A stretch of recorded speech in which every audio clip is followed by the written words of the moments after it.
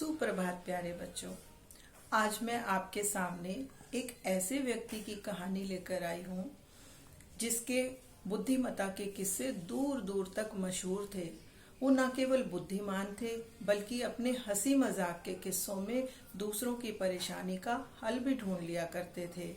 जी हाँ, वो व्यक्ति थे पंडित रामाकृष्ण तेनाली, जो कि राजा कृष्णदेव राय के दरबार के दरबारी कवि थे।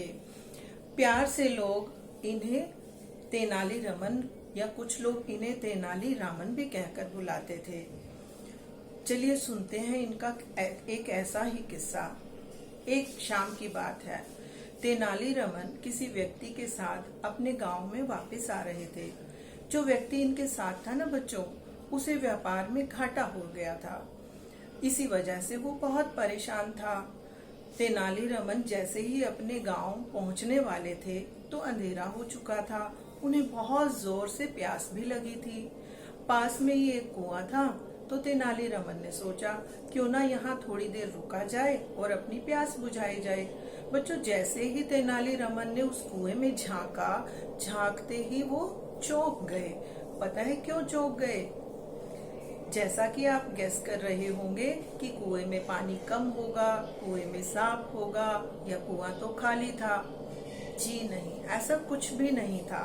तेनाली रमन चौंक गए और बोले कि अरे ये क्या, चंदा मामा कुएं में गिर पड़े हैं।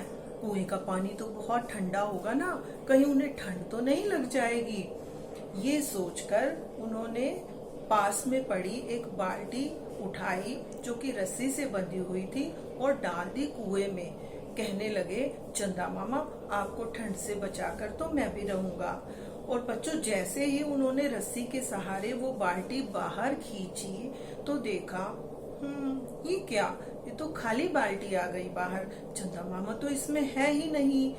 तो तेनाली रमन ने मन ही मन सोचा, चलो इस बार थोड़ा और जोर लगाकर देखता हूँ, चंदा मामा को बाहर निकाल कर देखता हूँ। दूसरी बार जब उन्होंने रस्सी के सहारे वो बाल्टी कुएं में डाली और पूरा जोर लगाकर जब उसे बाहर खींचा तो क्या देखा? इस बार भी बच्चों चंदा मामा तो बाल्टी में थे ही नहीं। तो तेनाली रमन बोले, लगता है चंदा मामा आप मेरे साथ ना लुकम छिपाई का खेल खेल रहे हो। कोई बात नहीं, खेल लो, तुम्हें बाहर निकाल कर तो मैं भी रहूंगा। और यह कहते इस बार उन्होंने वो बाल्टी फिर से डाल दी कुएं में और सोचा कि इस बार तो कोई कसर नहीं छोड़ूंगा, पूरा जोर लगाऊंगा। कहकर उन्होंने अपना दायां पांव कुएं की मुंडेर पर रखा और जोर लगाकर जैसे ही बाल्टी को खींचने लगे और ये क्या, धड़ाम की आवाज के साथ उनका पैर फिसला और वो सिर के बल जमीन पर जा गिरे और उनकी नजर पड़ी उस गोल मटोल चंदा मामा पर जो कि मुस्कुरा रहे थे। तो तेनाली रमन ने कहा, कोई बात नहीं चंदा मामा, मुस्कुरा लो, तुम्हें मुझे देखकर हंसी आ रही है ना। यह सुनकर जो व्यक्ति तेनाली रमन के साथ था, परेशान था, वो भी हंस पड़ा और कहने लगा, तुम भी ना तेनाली रमन, क्या कर रहे हो? ये तो चंदा मामा की परछाई थी। क्या कभी चंदा मामा भी कुएं में गिर सकता है क्या कभी हम उसकी परछाई को भी पकड़ सकते हैं क्या?